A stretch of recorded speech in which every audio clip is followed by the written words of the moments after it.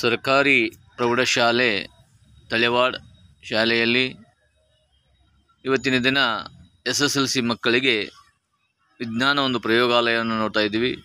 ಸೋಡಿಯಮನ್ನು ನೀರಿನೊಂದಿಗೆ ವರ್ತಿಸಿದಾಗ ಏನೆಲ್ಲ ಆಗುತ್ತೆ ಅಂತಕ್ಕಂಥದ್ದನ್ನು ಇವತ್ತಿನ ಒಂದು ವಿಡಿಯೋದಾಗ ನೋಡ್ತಾ ಇದ್ದೀವಿ. ನಾವೆಲ್ಲ ಗಮನಿಸ್ತಾ ಇದ್ದೀರಾ. ಇಲ್ಲಿ ಸೋಡಿಯಂ ಲೋಹವನ್ನು ನಾವು ಮೃದುವಾದ ಲೋಹ ಅಂತ ಹೇಳ್ತೀವಿ. ಚಾಕುವಿನಿಂದಲೂ ಕೂಡ ಅದನ್ನು ಕಟ್ ಮಾಡಬಹುದು.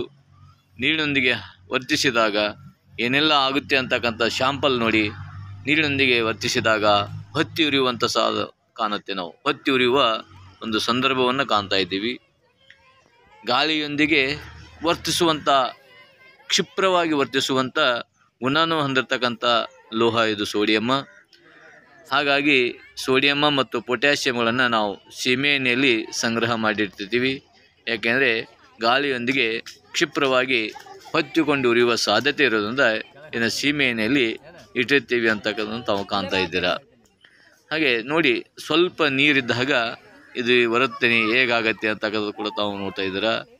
ನೋಡಿ, ಬೆಂಕಿ ಹೊತ್ತಿಕೊಂಡು ಉರಿತಕ್ಕಂಥ ಸಾಧ್ಯತೆಯನ್ನು ನಾವಿಲ್ಲಿ ಕಾಣ್ತಾ ಇದ್ದೀವಿ.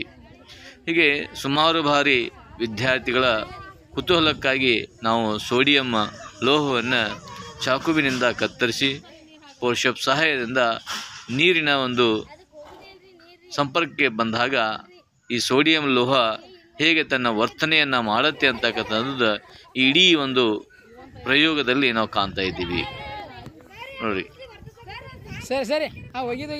ಒಂದು ಸೌಂಡ್ ತೀವ್ರವಾಗಿ ವರ್ತಿಸ್ತಾ ಇದೆ. ಅದು ನೀರಿನ ಸಂಪರ್ಕ ಬಂದಾಗ ಹೊಗೆಯೊಂದಿಗೆ ಹೊತ್ತಿ ಉರಿತಕ್ಕಂಥ ಸಾಧ್ಯತೆಯನ್ನು ನಾವು ಕಾಣ್ತಾ ಇದ್ದೀವಿ. ಇದು ಸ್ವಲ್ಪ ಅಪಾಯಕಾರಿಯಾದಂಥ ಒಂದು ಲೋಹ. ಹಾಗಾಗಿ ಮಕ್ಕಳಿಗೆ ಎಚ್ಚರಿಕೆಯನ್ನು ನೀಡುವುದರ ಮೂಲಕ ದೂರ ಸರಿಸಿ ಗ್ರೌಂಡ್ನಾಗ ಮೈದಾನದಲ್ಲಿ ಮಾಡೋದು ವಾಸಿ. ಶಾಲಾ ಕೋಣೆಯಲ್ಲಿ ಮಾಡುವಾಗ ಏನಾದರೂ ಅಪಾಯಗಳಾದರೆ ಅದಕ್ಕೆ ಇಲಾಖೆ ವಿಜ್ಞಾನ ಶಿಕ್ಷಕರನ್ನೇ ಹೊಣೆ ಮಾಡುವ ಸಾಧ್ಯತೆ ಇರೋದ್ರಿಂದ ಆದಷ್ಟು ಈ ಪ್ರಾಕ್ಟಿಕಲನ್ನು ಒಂದು ಅವಧಿಯಲ್ಲಿ ಮೈದಾನದಲ್ಲಿ ತಂದು ನಾವು ಈ ಒಂದು ಪ್ರಾಕ್ಟಿಕಲನ್ನು ಮಾಡಿದ್ದೇ ಆದರೆ ಯಾವುದೇ ರೀತಿಯ ಅಹಿತಕರ ಘಟನೆಗಳು ಆಗುವುದಿಲ್ಲ ಅಂತಕ್ಕಂಥದ್ದಕ್ಕೆ ಈ ಒಂದು ಪ್ರಾಯೋಗಿಕ ವಿಧಾನವನ್ನು ತಾವು ಗಮನಿಸ್ಬೋದು. ನೋಡಿ, ಸಣ್ಣದೊಂದು ಪೀಸ್ ಇದೆ. ಆ ಒಂದು ಸೋಡಿಯಂ ಲೋಹವನ್ನು ಗಂಗಾಳದಲ್ಲಿರ್ತಕ್ಕಂಥ ನೀರಿನಲ್ಲಿ ಹಾಕಿದಾಗ ಹೇಗೆ ವರ್ತಿಸಿ ಒಂದು ಬೆಂಕಿಯನ್ನು ಕೂಡ ನೀಡುವಂಥ ಸಾಧ್ಯತೆ ಇದೆ. ನೋಡಿ ಯಾವ ರೀತಿ ಚೆನ್ನಾಗಿದೆ ಪ್ರಾಕ್ಟಿಕಲ್, ಭಾಳ ಅದ್ಭುತವಾಗಿದೆ.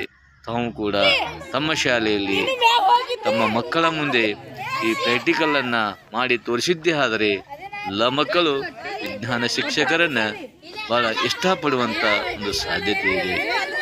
ಯಾಕಂದರೆ ಆಟದೊಂದಿಗೆ ಪಾಠ ಅನ್ನುವ ಹಾಗೆ ವಿಜ್ಞಾನ ಶಿಕ್ಷಕರಾದವರು ಪ್ರಯೋಗದೊಂದಿಗೆ ಪಾಠ ಅಂತಕ್ಕಂಥ ಒಂದು ಘೋಷದೊಂದಿಗೆ ನಾವು ಮಾಡಿದ್ದೇ ಆದರೆ ಎಲ್ಲ ಪಾಠಗಳು ಅರ್ಥಪೂರ್ಣ ಆಗ್ತವೆ.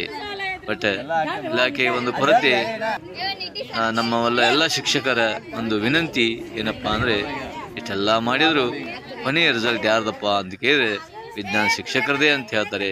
ಯಾಕೆಂದರೆ ಕೇವಲ ಮಕ್ಕಳು ಪ್ರಾಕ್ಟಿಕಲ್ಗೋಸ್ಕರ ಆಸಕ್ತಿಯನ್ನು ತೋರಿಸ್ಬಾರ್ದು, ವೈಯಕ್ತಿಕವಾಗಿ ಅಭ್ಯಾಸವನ್ನು ಕೂಡ ಮಾಡ್ತಕ್ಕಂಥ ಸಂದರ್ಭವನ್ನು ಈ ಒಂದು ಸಂದರ್ಭದಲ್ಲಿ ನಾನು ಹೇಳ್ತಾ, ಪ್ರಾಕ್ಟಿಕಲನ್ನು ಮಾಡಿದರೂ ಕೂಡ ಆ ಒಂದು ಕಲಿಕೆ ಅರ್ಥಪೂರ್ಣವಾಗುವ ಹಾಗೆ ಮಕ್ಕಳಲ್ಲಿ ಸ್ವಯಂ ವಿದ್ಯಾಭ್ಯಾಸ ಮಾಡ್ತಕ್ಕಂಥ ಹವ್ಯಾಸವನ್ನು ರೂಢಿಸಿದ್ದೇ ಆದರೆ ಈ ಪ್ರಾಕ್ಟಿಕಲ್ ಮಾಡಿದ್ದಕ್ಕೂ ಒಂದು ಅರ್ಥಪೂರ್ಣ ಇರುತ್ತೆ.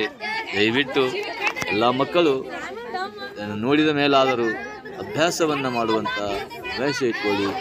ಭಾಳ ಉತ್ಸುಕರಾಗಿರ್ತಕ್ಕಂಥ ಶಿಕ್ಷಕರಿರ್ತಾರೆ, ಪ್ರಾಕ್ಟಿಕಲನ್ನು ಮಾಡಿಸ್ತಾರೆ, ಎಲ್ಲರಿಗಿಂತಲೂ ಹೆಚ್ಚು ವರ್ಕವನ್ನು ಮಾಡ್ತಾರೆ. ಆದರೆ ಕೊನೆಯ ಸ್ಥಾನದಲ್ಲಿ ವಿಜ್ಞಾನದ ಒಂದು ರಿಸಲ್ಟ್ ಇರೋದ್ರೆ ಭಾಳ ಸ್ವಲ್ಪ ನೋವಾಗುತ್ತೆ. ನೋಡಿ, ಪ್ರಾಕ್ಟಿಕಲನ್ನು ತಾವು ಈ ಒಂದು ಸೋಡಿಯಂ ಲೋಹ ಹೇಗೆ ಬೆಂಕಿಯನ್ನು ಉಗುಳುತ್ತಾ ತನ್ನ ಒಂದು ತೀವ್ರವಾದ ನೀರಿನೊಂದಿಗೆ ವರ್ತನೆಯನ್ನು ತೋರಿಸ್ತಾ ಇದೆ. ಹಾಗಾಗಿ ನಾವು ಹೇಳ್ಬೋದು ಸೋಡಿಯಂ ಪ್ಲಸ್ ನೀರು, ಸೋಡಿಯಂ ಹೈಡ್ರಾಕ್ಸೈಡ್ ಪ್ಲಸ್ H2 ಅಂತೇಳಿ. Thank you. ಈ ಒಂದು ಚಾನಲನ್ನು ಸಬ್ಸ್ಕ್ರೈಬ್ ಮಾಡಿ.